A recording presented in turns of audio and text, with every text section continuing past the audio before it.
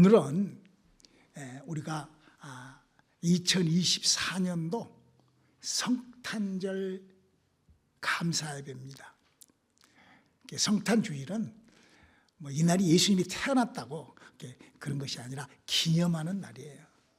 그래서 이날이 태어났냐 안 태어났냐 이런 것들이 중요한 게 아니라 우리가 주님의 이 땅에 오심을 탄일을 기념하는 거예요.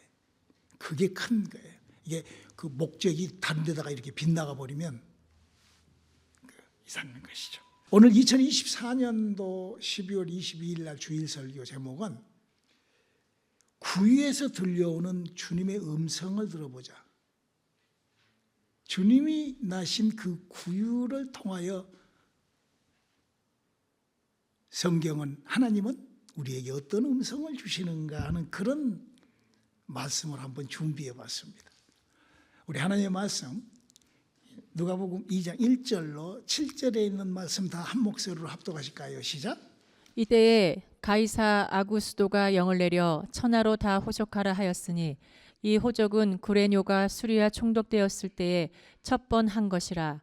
모든 사람이 호적하러 각각 고향으로 돌아가매 요셉도 다윗의 집 족속인 고로 갈릴리 나사렛 동네에서 유대를 향하여 베들레헴이라 하는 다윗의 동네로 그 정원한 마리아와 함께 호적하러 올라가니 마리아가 이미 잉태되었더라.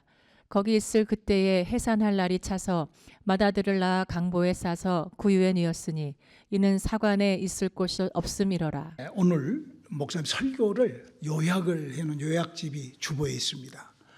읽어보면 오늘 설교를 목사님이 어떤 방향으로 하시겠다 하는 것을 요약해 놨으니까 다시 한번 설교 요약집도 우리 다 같이 설교 요약집도 읽어보실까요? 시작.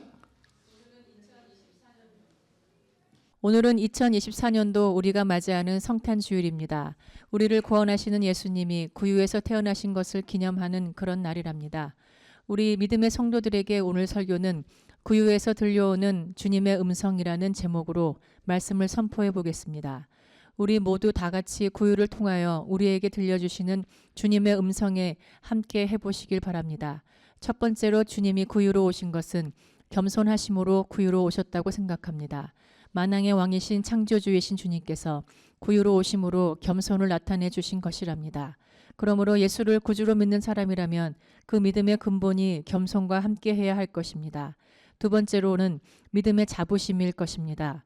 우리는 내가 믿어서 나의 믿음이 훌륭한 것이 아니라 주님이 내 영혼에 존재해 주시기에 나라는 존재가 소중하고 귀한 것이랍니다.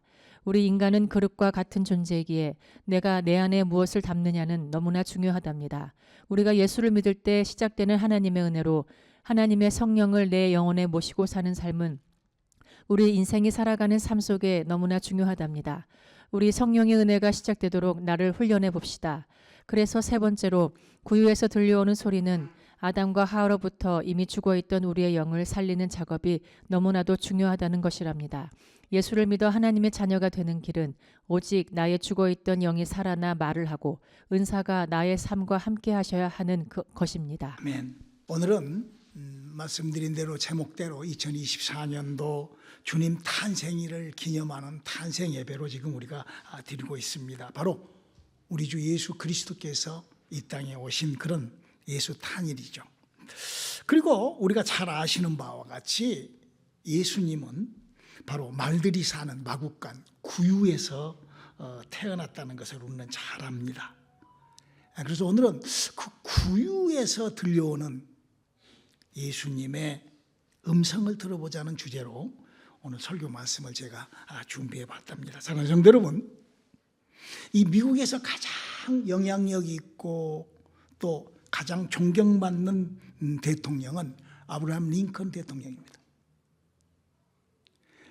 그런데 그 아브라함 링컨 대통령은 불행하게도 극장에서 공연하는 중에 저격차의 총에 의하여 돌아가셨어요. 저격을 당해 죽었어요. 그런데 그때 그 죽었던 그 의자 앉아있던 그 의자가 지금도 박물관에 그 피 묻은 그대로 안치되어 있습니다. 그래서 그 박물관에 가보면은 아직도 그 핏자국이 그 선명하게, 그래서 그 핏자국을 보고 그 의자를 보는 많은 사람들은 그런 음성이 들리곤 한다고 합니다. 노예를 해방해라. 국민과 국민을 위한 국민의 정부는 영원할 것이다 라는 아주 유명한 아브라함 링컨 대통령의 그 명연설의 그 핏소리가 거기서 들려온다고 그러죠. 물론 아브라함 링컨에 대해서 아무것도 모르는 사람이야 뭐 그런 거 저런 거 있겠습니까? 저는 폴란드에 있는 아우슈비츠라는 유대인들의 포로 수용소를 한 20여 년 전에 갔던 곳이 기억이 납니다. 독일의 그 히틀러라는 독재자가 유대인을 600만을 학살할 때 가장 잔인하고 가장 비열하게 그 형을 집행했던 곳이 바로 그 아우슈비츠라는 그 포로 수용소였죠. 유대인들은 그곳에 갈 때마다 결코 잊을 수 없다라는 그런 음성을 쏟아낸다고 합니다. 온 세계를 향하여 그런 잊을 수 없는 그런 울분의 소리가 그곳에서는 쏟아져 나온다고 합니다. 왜죠? 히틀러의 미치광이 같은 식의 학살, 학대가 잔인한 것을 우리는 너무나 잘 알죠. 그래서 우리가 이런 역사를 알아야 되죠. 히틀러의 아우슈비츠가 뭐야? 모르면 아무 소용없죠. 그런 사람들한테 이런 얘기 해봤자 전혀 관계도 없죠. 성경도 마찬가지입니다. 성경을 모르는 사람한테 아무리 예수 얘기를 하고 성령 얘기를 하고 하나님 얘기를 해줘도 엉뚱한 삶을 살아버리는 것을 너무나 많이 보고 있습니다. 저는 너무나 안타까운 일이죠. 나를 구원하신 예수님은 오늘 본문의 말씀대로 마리사는 그 구유에서 탄생을 했습니다. 그러면 오늘 우리는 그 구유를 보면서 어떤 음성이 내 심령 속에 흘려야 될까요? 흘릴까요?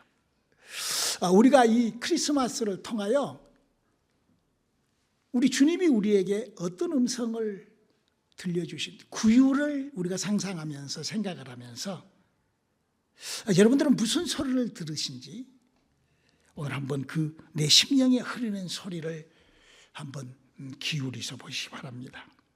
자, 그럼 먼저 예수 그리스도께서 구유에서 탄생하신 그 동기부터 한번 살펴보도록 합니다. 당시 이스라엘은 로마로부터 우리나라가 일제시대 때 일본으로부터 압박을 당한 것처럼 점령을 당해 있었죠. 그래서 그 로마라는 나라가 이스라엘 사람들에게 그 역사적인 그런 그 실록은 그들이 세금을 좀 더 많이 정확하게 걷어들이고 싶어서 인구조사를 했다 이렇게 실록은 얘기를 하고 있습니다. 그런 상황에서 요셉과 마리아는 정혼한 상태이죠. 즉 말해서 약혼한 상태인데 우리가 너무나 잘 아는 것처럼 마리아는 하나님의 가부리의 천사양으로 인하여 임신을 하게 되죠. 그래서 그 마리아는 임신한 상태로 그 정혼한 상태로 요셉과 함께 예루살렘에 그 호적을 하러 그때 너무나 많은 사람들이 몰려있기 때문에 방이 있을 곳이 없었어요. 그래서 겨우 잡은 게 이 말이 먹고 사는 그 구유를 잡아서 이슬을 피해서 들어가 있었던 거죠. 근데 그날 바로 예수님이 그곳에서 탄생을 하게 됩니다. 그래서 우리는 찬송을 그렇게 하죠. 우리 그 114장 그 어린 주 예수 누울 자리 없어 그 귀하신 몸이 구유에 아니 그냥 육성으로만 한번 불러봐. 전도사님 한번 해서 시작. 그 어린 주 예수 누울 자리 없어 그 귀하신 몸이 저 하늘의 별들 반짝이는데 주 예수 골 위에 자네. 우리들의 음성에 그냥 귀만 들리는 것이 아니라 이런 음성이 주님이 그렇게 했지 하는 가슴이. 자, 그러면 오늘 이 마구간에서 태어나신 우리 주님의 부탁은 무엇일까요? 저는 그렇게 생각을 합니다. 주님이 우리에게 부탁하신 것은 겸손한 삶을 살아라라고 부탁하시는 것 같아요. 하늘의 왕이시고 만왕의 왕이시고 우리 성경에서도 우리가 예수 그리스도께서 창조주이시고 모든 것을 다스리신 땅과 하늘의 주인 되신 그분이 어떤 그런 왕실에 태어나지도 않고 어떤 부잣집에서 태어나지도 않고 어떤 그런 마구간, 그 짐승이 사는, 사람이 살 수 없는 마구간에서 태어나신 것은 저는 겸손이라고 저는 그렇게 생각을 했어요. 그래서 구유를 바라보는 우리 예수 그리스도를 믿는 사람들이라 하면은 그 구유를 바라보면서 너 예수의 사람들아, 너 믿음의 사람들아, 너의 생활과 삶을 겸손으로 바꾸어라. 너의 생활이 이 세상을 살 때 겸손한 삶을 살아보라고 주님 말씀하십니다. 자, 여기서 아주 중요한 일이 있는데요. 이 겸손이라는 것은 그냥 내가 이제 겸손해져야지. 내가 이제 앞으로는 내가 겸손히 살아야지 하고 다짐하면은요, 그 다짐한 만큼, 그 다짐한 힘만큼 겸손은 깨져버리게 돼 있어요. 내가 이렇게 살아야 되겠다고 그 다짐을 한 그 다짐의 그 힘 때문에 결국 자기의 겸손이 박살나고 깨져버린다는 것을 우리는 알아야 됩니다. 여러분, 이 겸손이라는 것은 내가 마음 먹고 내가 생각하고 내가 다짐하고 나를 굳게 한다고 해서 이 겸손이 지속될 수가 없는 것이라는 것을 우리 알아야 돼요. 그러므로 우리는 이 겸손을, 주님은 어떻게 겸손을 해서 끝까지 겸손할 수 있는가 하고 우리 주님으로부터 배워야 됩니다. 할렐루야. 내가 만들어가지고 하는 겸손은 그거는 아주 오만, 거만, 건방지기가 한없어요. 그래서 우리는 주님이 하시는 일고 잘 알고 배워야 돼요. 그래서 주님은 이렇게 겸손을 훈련하시고 연습하셨다고 그래요. 겸손은 하나님의 약속의 말씀에 계속 순종하는, 그 순종을 연습하는, 그래서 계속 순종하는 사람만이 겸손과 함께 순종이 이루어진다고 성경은 기록하고 있습니다. 우리 히브리서 5장 8절로 9절을 한번 읽어볼까요? 그가 아들이시라도 받으신 고난으로 순종함을 배워서 온전하게 되었은즉 자기를 순종하는 모든 자에게 영원한 구원의 근원이 되시고. 우리 주님께서는 성경이라는 하나님의 약속을 알고 그 약속을 계속 순종. 그러니까 겸손이라는 것은 내가 무슨 다짐을 하고 내가 어떻게 그렇게 시작한 만큼 크게 쓰러져 버린다니까요. 그래서 겸손은 순종이 출발이 돼야 되고, 겸손을 순종과 함께 해야 되고, 겸손은 하나님의 약속의 말씀에 순종을 연습해야 되는 것이 내가 겸손해지는 그런 길로 들어설 수 있다는 그 원리, 원칙을 잘 아시기를 주님의 이름으로 축원합니다. 순종을 지속함으로, 연습함으로 끝까지 겸손을 지켜내는 믿음의 승리가 이루어질 수 있기를 주님의 이름으로 축원합니다. 그래서 성경도 이렇게 부탁을 하죠. 마태복음 24장 13절이죠. 그러나 끝까지 견디는 자는 구원을 얻으리라. 우리가 끝까지 신앙생활은요, 과거에 내가 이랬어, 내가 옛날에는 이랬는데 다 헛것입니다. 그게 바로 솔로몬이라는 사람이 그랬잖아요.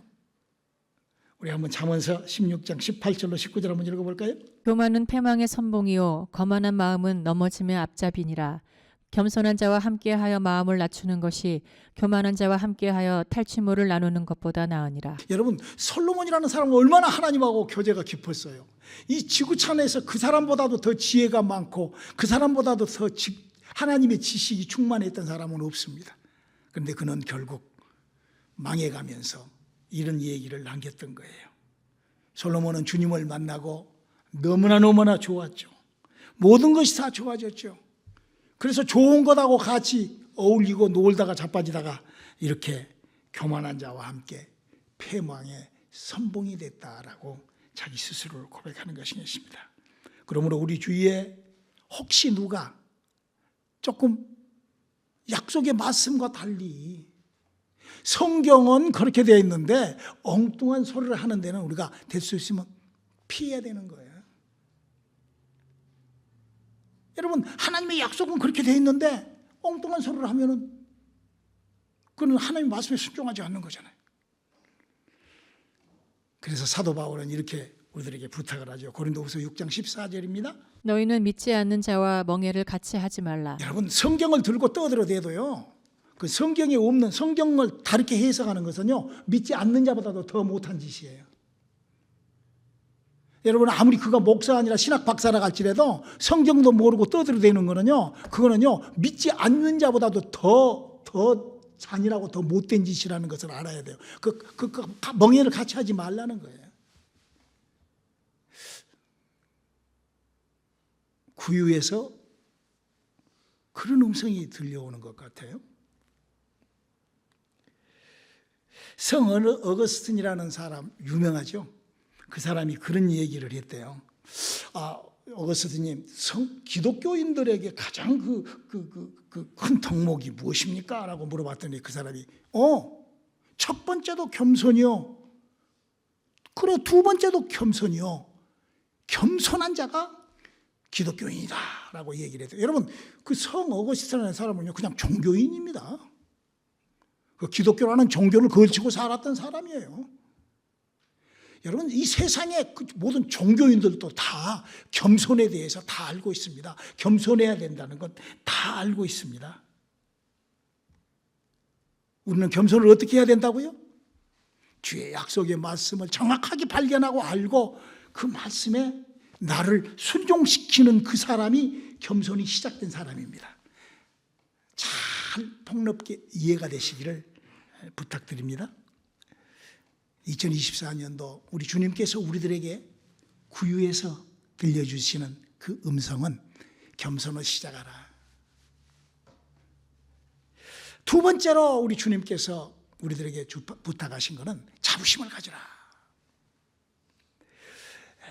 왜? 예수님을 모셨으니까. 할렐루야. 여러분 이 세상에 마구간이라는 것을 누가 그렇게 구유에 누웠네 마구간에 어쩌네 하고 그 뭐예요? 그 이상하잖아요. 다른 사람들이 봤을 때는 저것들 뭐 하는 거야? 아니 왜 마구간을 이렇게 하고 저렇게 그 그림도 이렇게 마구간에 소를 왜 그래요? 왜? 마구간 아니요. 그 안에 예수님이 계셨기 때문이죠.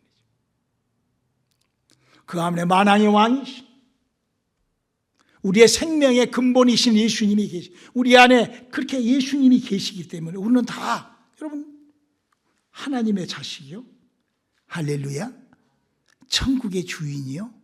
할렐루야. 마귀를 이기는 하나님의 사람들이요. 우리는 그런 사람들이에요. 그런 자부심.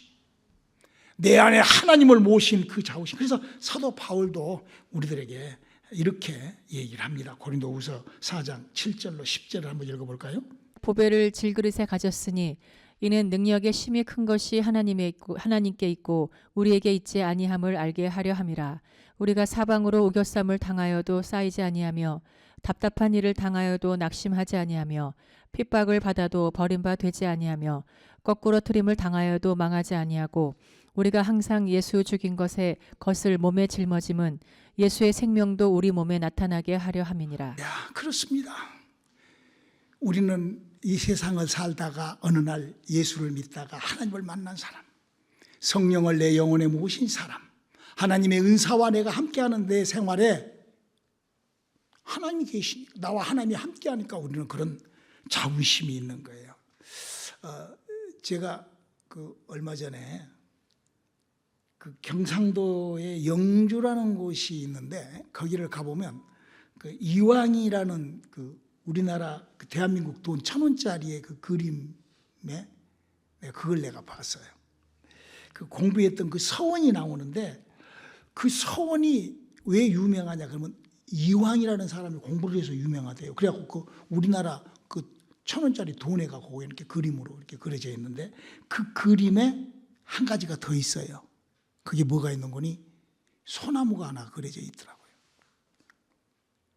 근데 그 소나무가 박정희 대통령이 거기를 가가지고 그 박정희 대통령이 거기다가 기념수로 그렇게 심어놨다고 그래요. 그게 전부 다 나라 대통령이 그 이왕이라는 유명한 사람이 그렇기 때문에 그 가치가 그렇게 있는 거예요. 그 안에 그 내용물이 그렇게 들어있기 때문에 그게 그렇게 우리나라 돈에까지 그냥 그 그림이 올라붙어 있는 거죠. 얼마나 우리는 그 돈보다도 훨씬 더 하늘의 VIP가 되시기를 주님의 이름으로 축원합니다. 우리 안에 주님이 계시기 때문에 내 영혼에 하나님의 생명을 모셨기 때문에. 세 번째로 구유에서 흘러나오시는 주님의 말씀은 사람을 살려라 라고 저는 들었습니다. 죽어있는 사람을 영혼을 살려라. 구유는 여러분 뭐 하는 곳이죠? 먹는 곳입니다. 말들이 쉬는 거예요. 사람에게는 쉴 곳이 필요하고 먹을 것이 필요하고 입을 것이 의식주가 필요하죠. 여러분, 우리가 아무리 외치고 또 외친다 할지라도, 아무리 입을 것을 주고 잠자리를 준다 할지라도 배고프면 죽어버려요. 먹는 것이 그렇게 중요한 것처럼 예수님께서도 우리에게 먹는 것. 그래서 이 베들레헴이라는 그 원문의 그 뜻은 떡집이라는 그런 뜻이 또 있다고 학자들이 얘기를 해요. 예수님은 이렇게 말씀하십니다. 요한복음 6장 47절로 51절까지를 한번 읽어보실까요? 진실로 진실로 너에게 이르노니 믿는 자는 영생을 가졌나니 내가 곧 생명의 떡이로다. 너희 조상들은 광야에서 만나를 먹었어도 죽었거니와 이는 하늘로서 내려오는 떡이니 사람으로 하여금 먹고 죽지 아니하게 하는 것이니라. 나는 하늘로서 내려온 산떡이니 사람이 이 떡을 먹으면 영생하리라. 나의 줄 떡은 곧 세상의 생명을 위한 내 살이로라 하시니라. 이라고 하시면서 뭐라고 이 말씀을 결론을 내시는 거니? 요한복음 6장 63절은 이렇게 결론을 내십니다. 살리는 것은 영이니 육은 무익하니라. 내가 너희에게 이른 말이 영이요 생명이라. 아담과 하로부터 사람은 영이 죽었다라고 성경은 그 시작을 그렇게 끊고 나갑니다. 지금 말이죠. 그 대한민국에 지금 그 계엄이 선포가 됐어요.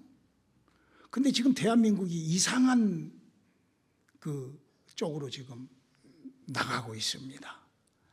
왜냐하면 막 대통령 탄핵하고 뭐 씨알데기 없는 소리를 하더라고요. 근데 윤석열 대통령과 그 내부지에서 그런 얘기를 했어요.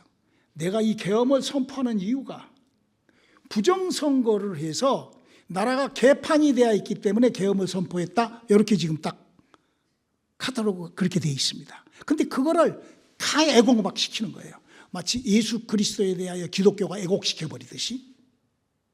대한민국이 지금 지금 성관위에 있는 서버를 세계 유명한 어떤 그런 CIA나 뭐 FBI나 이런 유명한 데서 와서 그거를 검사해서 그거를 밝혀야 되는, 지금 그렇게 돼야 이게 그 대한민국에 대한 계엄 선포가 그 계엄 선포의 이유가 그렇게 되어 있는데, 그 서버 검사 이 부정선거 요거는 다 빼버리고 칼쿠로 긁어버리고 탄핵해야 된다, 어찌해야 된다, 버텨야 된다, 검사해야 된다, 버텨야 된다, 씨알데기 없는 소리가 지금 막 쏟아져 올라오고 있습니다. 그거 똑같아요. 성경도 마찬가지예요. 사람은 영이 죽어 있으니까 영이 살아서 그 영이 활성화돼서 영이 천국 가야 되는데 이건 기독교에 없습니다. 그냥 헛소리들만 막 탄핵해야 된다, 뭐 마누라가 잘못됐다, 술 먹었다, 원진법사 범신법사가 그랬다, 씨알데기 없는 소리. 지금 대한민국이 지금 문제는 지난번 국회의원 선거 때 선거를 조작을 해가지고 완전히 지금 입법부가 개판이 되어 있는 거예요. 여러분, 선거가 조작됐으면 민주주의가 깨져 있는 거예요. 그럼 대통령은 그걸 바로잡기 위하여 대통령이 할 수 있는 것은 딱 하나예요. 뭐죠? 계엄을 선포하여 그거를 드러내서 그걸 다 조사해야 되는 거예요. 그런데 지금 엉뚱한 소리들 하는 거예요. 그 소리는 별로 나오지도 않아요. 그래서 저는 계속 유튜브에다가 씨알데기 없는 소리 하지 말고 그거 대라 라고 댓글을 제가 있는 대로 답니다. 있는 대로. 그 해야 되니까. 그래야 우리나라가 사니까. 저는 기독교 안에서도 지금 30년 동안 제가 외치는 게 뭡니까? 뭐 십자가 뭐 그런 게 그 씨앗되기 없는 뭐 장로교, 감리교 그 씨앗되기 영이 살아야 돼. 예수님이 영을 살리러 왔어요. 사람이 영이 살지 않으면 그냥 그래서 지금 구유에서 흘러나오는 소리는 사람의 영을 살아라. 그래서 교회는 사람이 오면은 하나님의 영과 접붙임시키는 그런 성령을 받게 하고 하나님의 영이 사람 속에서 나타나는 그런 9가지 은사가 쏟아져 나오게 하고 이게 교회가 하는 일이에요. 교회가 무슨 엉뚱하게 무슨 뭐하고 뭐 아프리카 뭐하고 뭐 차고 저차고 씨부렁거리는 그것이 교회가 아니에요. 지금 기독교라는 종교가 하고 있는 것이 주님의 구유에서 들려오는 음성을 너무나 안타까우죠.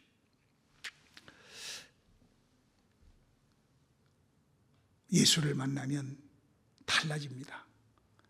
여러분 우리가 예수 만날 때 어땠어요? 내 안에서 허물이 올라오고 할렐루야. 우리 하나님께서 얼마나 우리에게 기가 막힌 그런 약속을 해놓으시고 풍요와 풍성함과 넉넉함과 부유함이 우리에게 그렇게 얼마나 넘치는지 모르죠. 저는 오늘 성탄절 설교 말씀을 이렇게 정리해 보기로 합니다.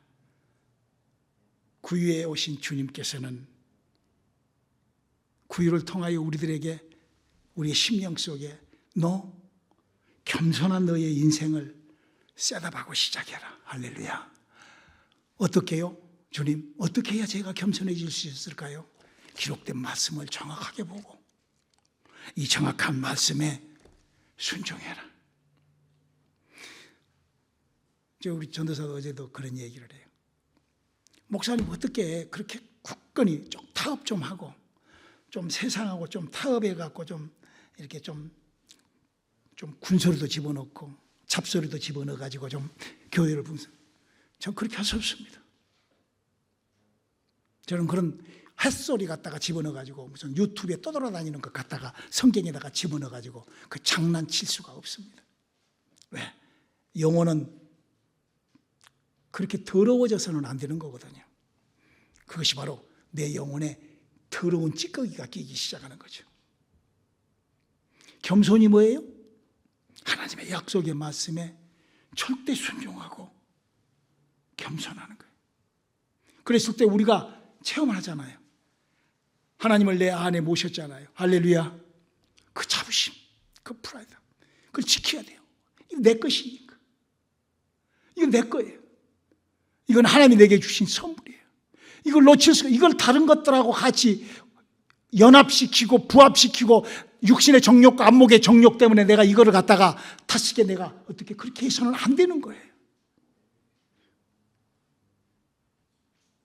그리고 남은 시간 생명이 없는 자들에게 하늘을 가르칠 줄 알아야 돼요. 그냥 내가 그냥 옛날에는 이랬단다 그러고 지금 이라고 괜찮아 할렐루야. 제 주위에서 그러고 떠난 사람이 얼마나 많습니까? 수천 명, 수만 명이에요. 그들을 지금 가서 만나잖아요. 영적인 거 없어요. 뭐가? 뭔 영적이에요. 뭔 하늘에 소망 있고 뭐 아침에 일어나서 주여 내 영혼아 오늘도 내 영혼의 힘과 빛 이런 생각 시도 안 해요. 시도 안 합니다. 영혼이 없어요. 그러니까 기능이 없는 거예요. 우리 사모가 코에 냄새를 못 맡습니다. 방구를 내가 이불 속에서 이렇게 끼워 놓으면요, 나는 냄새가 나서 죽겠는데 마누라는 이불 속에서 헤헤 하고 놀아요. 왜? 냄새가 안 나니까. 교회 안에서 히히닥거려도 영에 대해서는 몰라요. 그 영혼을 살려야 돼요. 그래서 정말 그러기 위해서는 우리가 어떻게 해야 돼요? 이거는 순종해야 됩니다. 겸손은 연습해야 됩니다. 지속해야 됩니다. 그래서 겸손을 연습한 자에게 성경은 이렇게 약속하고 있죠.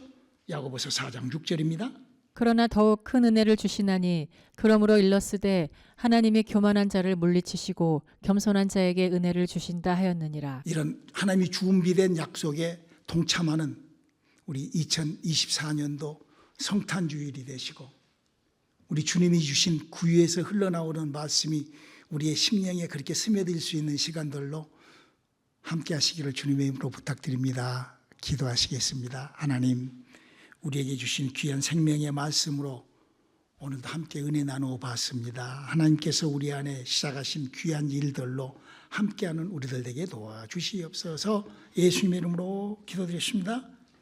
아멘.